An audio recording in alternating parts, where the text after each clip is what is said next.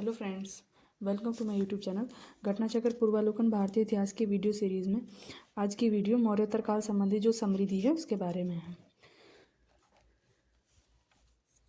रुद्रदामन का जूनागढ़ अभिलेख गुजरात में गिरनार पर्वत पर प्राप्त हुआ है और रुद्रदामन का जो शासनकाल है वो है 130 से 150 ईस्वी में। ठीक है, और रुद्रदामन के जूनागढ़ अभिलेख के बारे में हम बहुत बार पढ़ चुके हैं जब हम मौर्यकाल पढ़ रहे थे।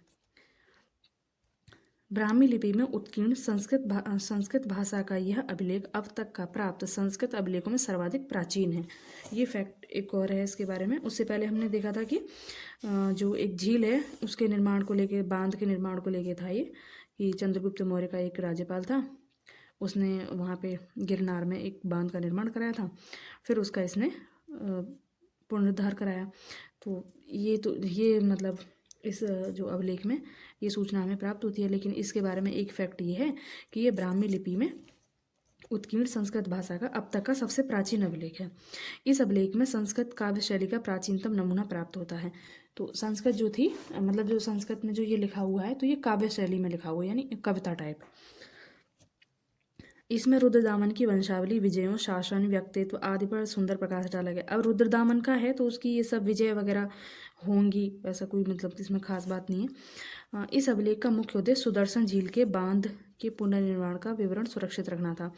तो सुदर्शन झील किसने बनवाई थी? मौर्यकाल के समय बनी थी।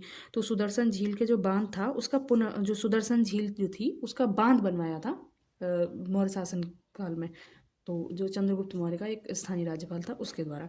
फिर इसका जो पुनर्निर्माण करवाया वो करवाया रुद्रदामन ने। ठीक है, तो इस जो अभिलेख है, ये जूनागढ़ अभिलेख, इसका मुख्य उद्देश्य यही था कि जो सुदर्शन झील के बांध का पुनर्निर्माण हुआ उसका विवरण सुरक्षित रखा जाए। ठीक है, अब है कि ये अब देखो ये रुद्रदामन वाला चैप्टर यहाँ खत्म, मतलब इसका ये टॉपिक खत्म। अब ये नया टॉपिक स्टार्ट हो रहा है यहाँ से कि कुजल कड़फिसेस लगभग 45 से 85 ईस्वी में 85 ईस्वी में कुजल कड़फिसेस लगभग 45 से 85 ईस्वी ने भारत में सर्वप्रथम पश्चिमोत्तर प्रदेश पर अधिकार कर लिया।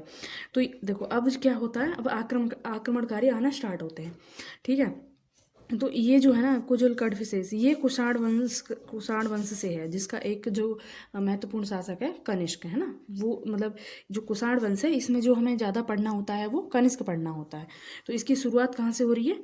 तो यहाँ से, कुजुल से। ठीक है, तो इसने जो है भारत में सर्वप्रथम पश्चिमोत्तर प्रदेश पर अधिकार कर लिया। इसने केवल तांबे के सिक्के जारी किए, ये फैक्ट इंपॉर्टेंट है कि केवल तांबे के सिक्के जारी किए थे। उसके सिक्कों पर धर्मथिदस तथा धर्मथे उत्कीर्ण था। तो इसका अर्थ क्या है? धर्म में स्थित। तो इसके सिक्कों पर ये चीज़ उत्कीर्ण थी, मतलब अब जो आहत सिक्के थे ना वो चीज़ खत्म हो रहे हैं। अब यहाँ पे कैसे सिक्के आ रहे हैं जिसपे कुछ लिखा जाता है ना। तो आहत सिक्के मौर्य काल तक प्रचलन में थे। सर्वप्रथम विम कडफिसेस के काल में ही भारत में कुषाण सत्ता स्थापित हुई। तो भारत में कुषाण सत्ता स्थापना होती कब है? तो वो होती है विम कडफिसेस के काल में। विम कडफिसेस ने स्वर्ण एवं तांबे के सिक्के चलाए। तो सबसे पहले जो कुजल कडफिसेस था इसने तांबे के चलाए थे केवल, और जो विम कडफिसेस था इसने सोने और तांबे दोनों के चलाए थे। शिव, त्रिशूल तथा नंदी की आकृति इसके सिक्कों पर मिलती है। इसने महेश्वर नामक उपाधि धारण की। विम कडफिसेस के बारे में बात हो रही है ना। उत्तर पश्चिम भारत में स्वर्ण सिक्कों का प्रचलन इंडो ग्रीक यानी हिंद एवं राजाओं ने करवाया था। तो उत्तर पश्चिम भारत में स्वर्ण सिक्कों का सर्वप्रथम प्रचलन अगर ओवरऑल हम देखें तो वो किसने कराया था? तो इंडो ग्रीक ने, इंडो ग्रीक शासन यानी उन्हें यवन शासक भी कहते हैं, उन्होंने कराया था। लेकिन अगर हम कुषाण वंश के परिप्रेक्ष्य में देखें तो सोने के सिक्कों का प्रचलन जो कराया वो विम कडफिसेस ने कराया। ठीक है ना, जबकि इन्हें नियमित एवं पूर्ण रूप से प्रचलित करवाने का श्रेय कुषाण शासकों का है। इन्होंने स्वर्ण सिक्के चलाए तो सही, लेकिन इनको नियमित एवं पूर्ण रूप से प्रचलित करवाने का श्रेय, मतलब इन्होंने थोड़े बहुत मतलब छोटे स्तर पर समझ लो कि या फिर कम मात्रा में, लेकिन उनको नियमित तौर पर और पूर्ण रूप से प्रचलित करवाने का श्रेय जाता है कुषाण शासकों को। कुषाण शासकों ने स्वर्ण एवं ताम्र दोनों ही प्रकार के सिक्कों को व्यापक पैमाने पर प्रचलित किया था। कुषाण शासकों में विम कडफिसेस ने सर्वप्रथम सोने के सिक्के जारी किए। जस्ट अभी हमने देखा है ये।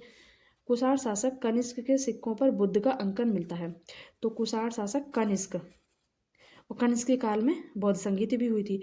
तो कनिष्क के सिक्कों पर बुद्ध का अंकन मिलता है। यौधेयों का प्रमाण पुराण, अष्टाध्यायी तथा बृहत संहिता इत्यादि ग्रंथों से प्राप्त होता है। अब ये यौधेय अलग वंश है, तो यौधेयों का प्रमाण जो है हमें पुराण, अष्टाध्यायी, बृहत संहिता से प्राप्त होता है। इनका साम्राज्य दक्षिण पूर्वी पंजाब तथा राजस्थान के बीच था। इनके सिक्कों पर कार्तिकेय का अंकन है। तो जो यौधेय हैं तो इनके सिक्कों पर कार्तिकेय का अंकन मिलता है। और इनका शासन कहाँ है, तो इस तरीके से हम जब इंडिया बनाएंगे तो यहाँ पे कहीं मिलेगा। मतलब मान लो इस तरीके से कुछ ऐसे इंडिया बनाते हैं तो दक्षिण यहाँ मतलब पंजाब हो गया, ये भारत और पाकिस्तान वाला, और ये राजस्थान वाला एरिया इस साइड। कनिष्क के सारनाथ बौद्ध अभिलेख की तिथि 21 ईस्वी है। तो कनिष्क का बौद्ध अभिलेख कहाँ से मिलता है हमें, सारनाथ से। तो उसकी तिथि लिख रखी है 21 ईस्वी। यह प्रतिमा मथुरा से लाकर कनिष्क के राज्यरोहण के तीसरे वर्ष सारनाथ में स्थापित की गई थी। तो ये जो प्रतिमा थी ये कहाँ से लाई थी, कहाँ से लेके आए थे इसे, तो इसे मथुरा से लाए थे। अब यहाँ से कनिष्क के राज्यरोहण की तिथि पता चल रही है, तो ये हमें याद होनी चाहिए 78 ईस्वी में। कनिष्क के रबतक अभिलेख में 4 शहरों के नाम का उल्लेख मिलता है। तो रबतक अभिलेख में कौन कौन से 4 शहर हैं, साकेत, कौशाम्बी, पाटलिपुत्र और श्रीचंपा। जैन ग्रंथों के अनुसार विक्रमादित्य 57 ईसा पूर्व के उत्तराधिकारी को 135 विक्रम संवत में शकों को पराजित कर इसके उपलक्ष्य में शक संवत चलाया था। अब देखो, अब ये दूसरा मतलब राजवंश आ गया। ये जो ना एक एक पैरा में अलग अलग राजवंश हैं, इसलिए ऐसा लगेगा कि मतलब अभी क्या बात हो रही थी, अभी क्या स्टार्ट हो गया। तो ये एक समरी है, कोई चैप्टर तो है नहीं। तो थोड़ा सा मतलब इसके बारे में अगर बिल्कुल भी नहीं पता है तो अगर एनसीईआरटी पहले से थोड़ी पढ़ी होगी तभी ये समझ आएगा। जैन ग्रंथों के अनुसार विक्रमादित्य यानी 57 ईसा पूर्व का समय है इसका, विक्रमादित्य का। तो जैन ग्रंथों के अनुसार विक्रमादित्य के उत्तराधिकारी को 135 विक्रम संवत में शकों ने पराजित कर इसके उपलक्ष्य में शक संवत चलाया था।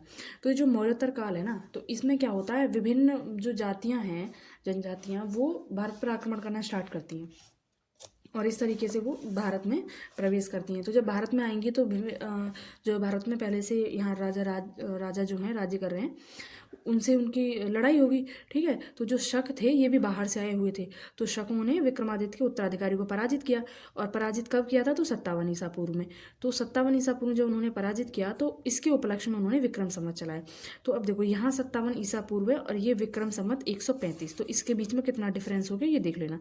तो 78 ईस्वी का मतलब 78 का डिफरेंस हो गया। तो जैसे ऐसे क्वेश्चन आ जाता है ना कि इतने ईसा पूर्व का, अगर इतने ईसा पूर्व को विक्रम संवत में लिखें तो कैसे लिखें, तो उसमें से हमें क्या करना होगा, 78 जो है माइनस कर देना होगा।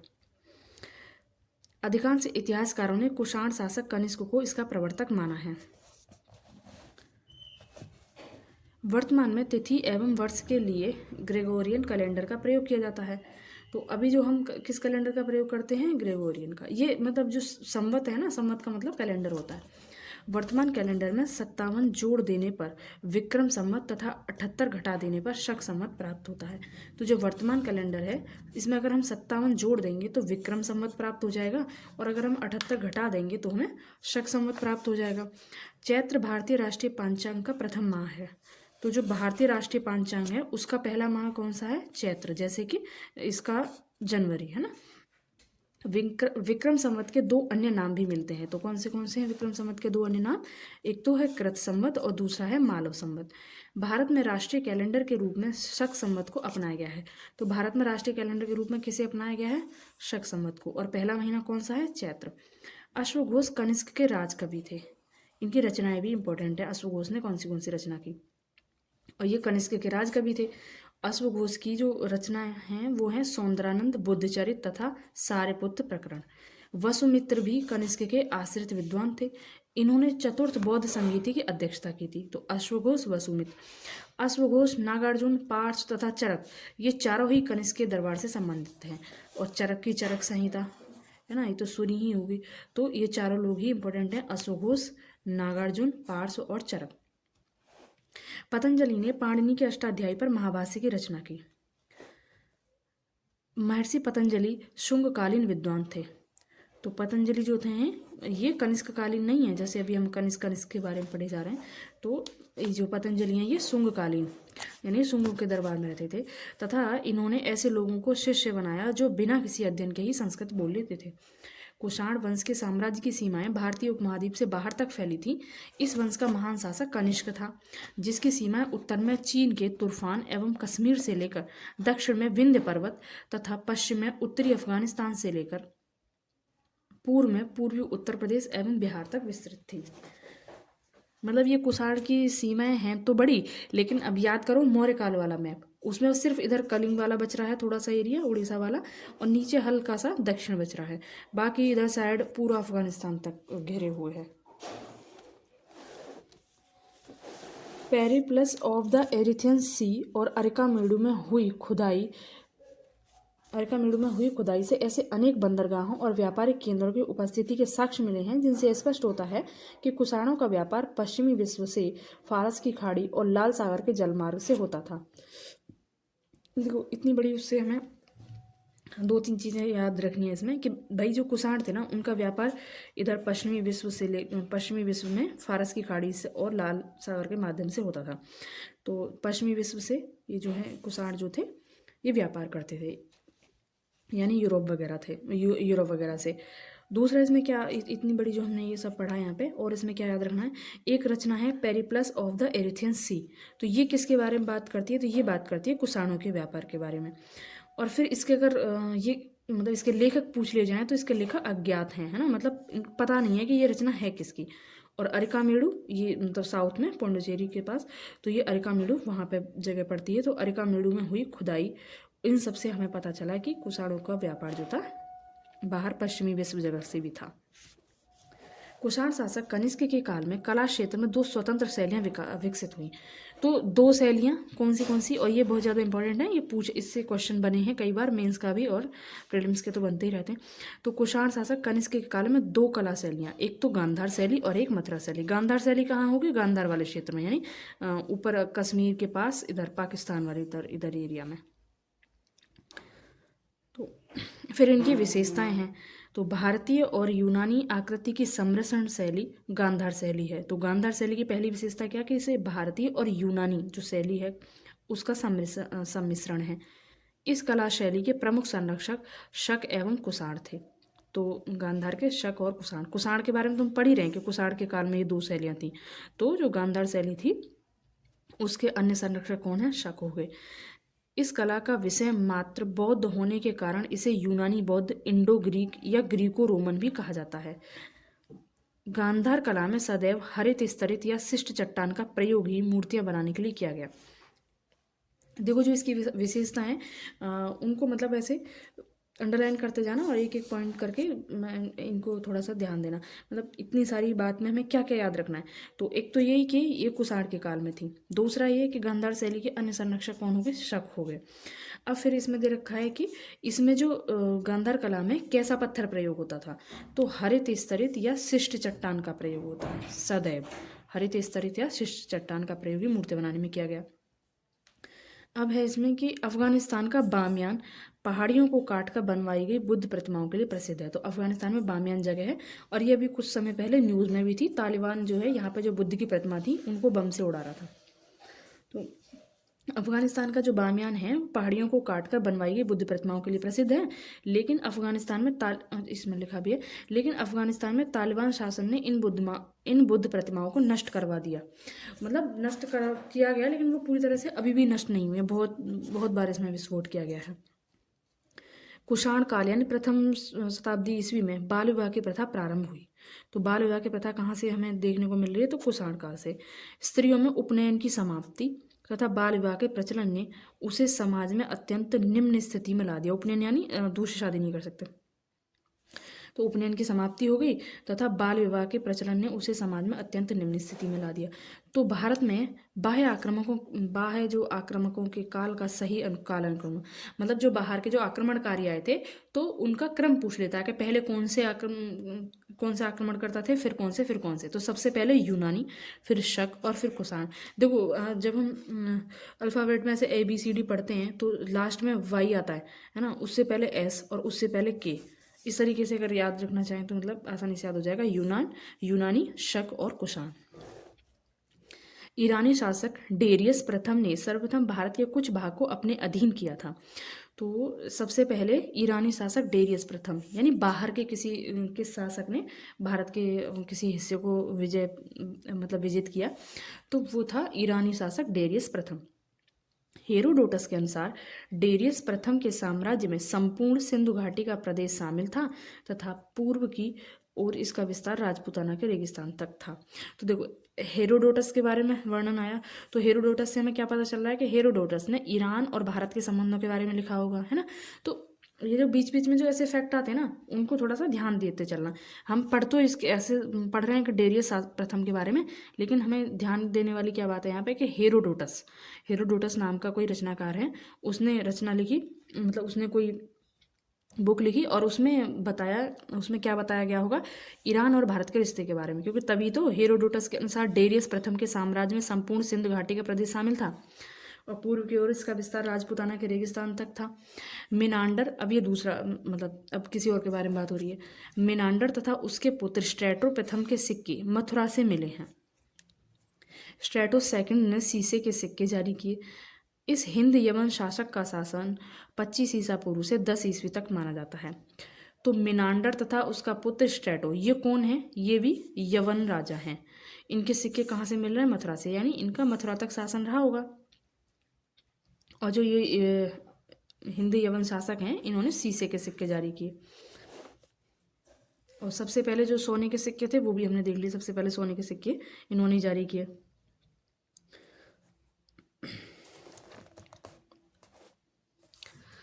184 ईसा पूर्व में पुष्यमित्र शुंग ने अंतिम मौर्य शासक वृहदत्त की हत्या, अब ये अलग कॉन्टेक्स्ट में बात चल रही है, यहाँ तक ये खत्म हो गया, अब ये दूसरा। तो 184 ईसा पूर्व में पुष्यमित्र शुंग ने अंतिम मौर्य शासक वृहदत्त की हत्या करके शुंग राजवंश की स्थापना की। अब ये बात चल रही है कि शुंग राजवंश की स्थापना कैसे हुई, तो मौर्य काल के बाद में शुंग राजवंश आता है ना। तो पुराणों के अनुसार पुष्यमित्र ने 36 वर्षों तक शासन किया।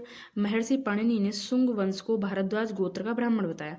तो जो शुंग राजवंश है, पुष्यमित्र शुंग है, उसके बारे जब उसके शासन के बारे में पढ़ेंगे तो एक मुख्य बात पाणिनि के बारे में। तो पाणिनि उसी के शासनकाल से संबंध, बल्कि उनके दरबारी हैं, और पाणिनि की अष्टाध्यायी।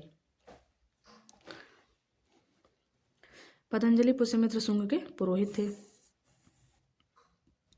महर्षि पाणिनि ने शुंग वंश को भारद्वाज गोत्र का ब्राह्मण बताया। अयोध्या के लेख से ज्ञात होता है कि पुष्यमित्र ने 2 अश्वमेध यज्ञ किए थे। पतंजलि पुष्यमित्र शुंग के पुरोहित थे। शुंग वंश का 9वां शासक भागवत अथवा भागभद्र था। इसके शासनकाल में तक्षशिला के यवन नरेश एंटियालकीड्स का राजदूत हेलियोडोरस इसके विदिशा राज दरबार में उपस्थित हुआ था। शुंग वंश का 9वां शासक था भागवत अथवा भागभद्र, तो इसके शासनकाल में आया था तक्षशिला में जो यवन नरेश था एंटियालकीड्स, उसका राजदूत हेलियोडोरस, और उसका ही एक अभिलेख जिसे हम कहते हैं विदिशा का अभिलेख या गरुड़ स्तंभ। ठीक है, ये भी याद ना रहे कि इसके काल में कौन आया था, बस इतना याद रहना चाहिए कि तक्षशिला के यवन नरेश एंटियालकीड्स का राजदूत हेलियोडोरस, उसका एक हमें स्तंभ जिसे हम बोलते हैं विदिशा स्तंभ या फिर गरुड़ स्तंभ, हेलियोडोरस ने। और ये जो गरुड़ स्तंभ या फिर विदिशा स्तंभ क्यों महत्वपूर्ण है, क्योंकि भागवत धर्म के बारे में ना पहला लिखित साक्ष्य, ऐसे स्तंभ पर पहला लिखित साक्ष्य यहीं से मिलता है। हेलियोडोरस ने भागवत धर्म ग्रहण किया तथा विदिशा यानी बेस नगर में गरुड़ स्तंभ की स्थापना की और भगवत विष्णु की पूजा की। शुंग वंश का अंतिम राजा देवभूति या फिर देवभूमि था, जो अपने अमात्य वासुदेव के षड्यंत्रों द्वारा मार डाला गया। वासुदेव ने जिस नवीन राजवंश की नींव डाली वह कंडव या कंडवायन नाम से जाना जाता है। मौर्यों के बाद दक्षिण भारत में सबसे प्रभावशाली राज्य सातवाहनों का था। देखो, मौर्यों का तो दक्षिण तक था ही, लेकिन जब मौर्यों का पतन होता है तो फिर छोटे छोटे कई सारे स्थानीय राजा उभरने लगते हैं। तो मौर्यों के बाद दक्षिण में जो राजा आते हैं वो कौन से आते हैं, तो वो यहाँ पे दे रखा है कि प्रभावशाली राज्य जो दक्षिण में जो सबसे प्रभावशाली थे वो थे सातवाहन। पुराणों में इस वंश के संस्थापक का नाम सिंधुक, सिमुक या शिप्रक दिया जाता है।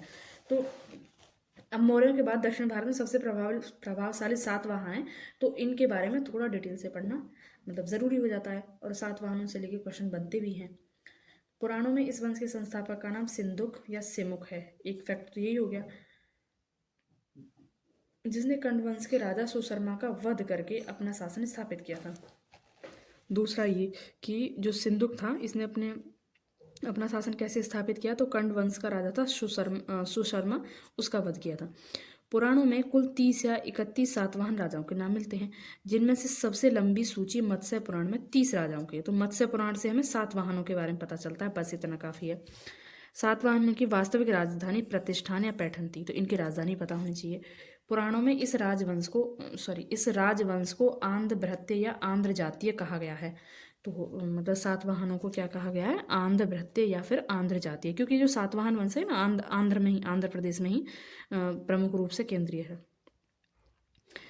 इनकी आरंभिक राजधानी अमरावती मानी जाती है। तो आरंभिक राजधानी सातवाहनों की कौन सी, अमरावती। पुराणों के अनुसार कृष्ण का पुत्र एवं उत्तराधिकारी सातकर्णी प्रथम सातवाहन वंश का सातकर्णी उपाधि धारण करने वाला प्रथम राजा था।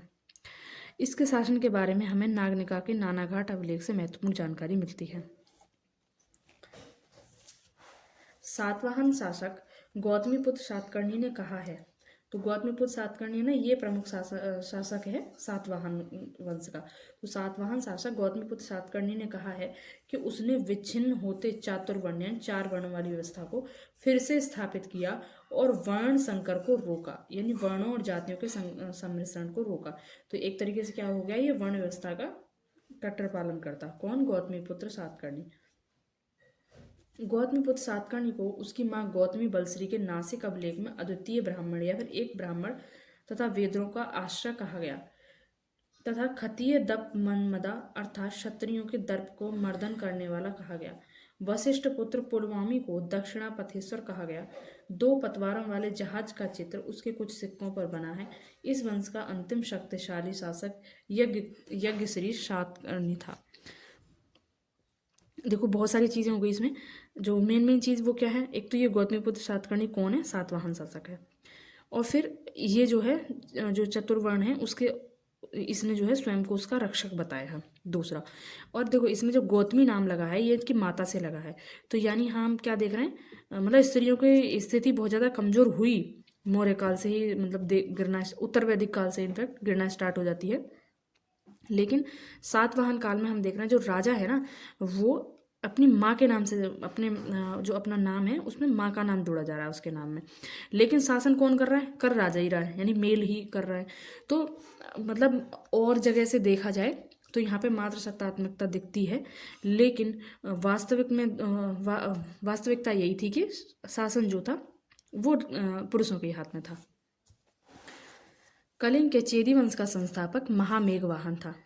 तो कलिंग, तो ये चेदी वंश जो है कहाँ से संबंधित है, तो कलिंग से। तो यहाँ का संस्थापक था महामेघवाहन। कलिंग का चेदी वंशी शासक खारवेल प्राचीन भारतीय इतिहास के महानतम सम्राटों में से एक है। तो खारवेल का हाथी गुम्फा अभिलेख हम कई बार पढ़ चुके हैं। तो जो खारवेल शासक है वो कलिंग का है, ये बात भी पता है, और वो किस वंश से है, तो वो है चेद वंश से। उड़ीसा प्रांत के भुवनेश्वर से 3 मील की दूरी पर स्थित उदयगिरी पहाड़ी की हाथी गुम्फा से उसका एक बिना तिथि का अभिलेख प्राप्त हुआ है ना। ये कई बार देखा है हमने, हाथी गुम्फा।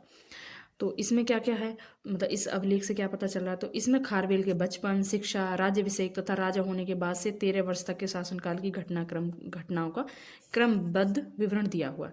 यह अभिलेख खारवेल का इतिहास जानने का एकमात्र स्रोत है। इस अभिलेख से पता चलता है कि खारवेल ने दक्षिण के 3 राजाओं चोल, चेर और पांड्य को पराजित किया था। पांड्य शासक से उसने गधे से हल चलवाया था। इसका जैन धर्म के प्रति भारी झुकाव था खारवेल का। पूर्वी रोमन शासक जस्टिनियन को सर्वाधिक प्रसिद्धि उसके न्याय संबंधी सुधारों से मिली। अब ये अलग टॉपिक है यहाँ से।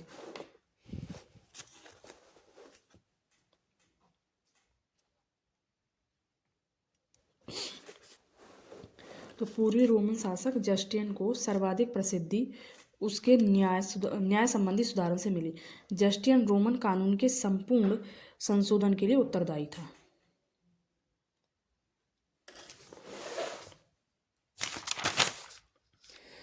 बस यहीं तक है इसकी समरी। अब आगे इसमें क्वेश्चन कितने हैं देखते हैं, एक वीडियो में भी हो जाए तो। काफ़ी क्वेश्चन है, थोड़ा वीडियो लंबी हो जाएगी, अभी इसी वीडियो को यहीं रुकते हैं, नेक्स्ट वीडियो में ये क्वेश्चन कंप्लीट करते हैं। ओके।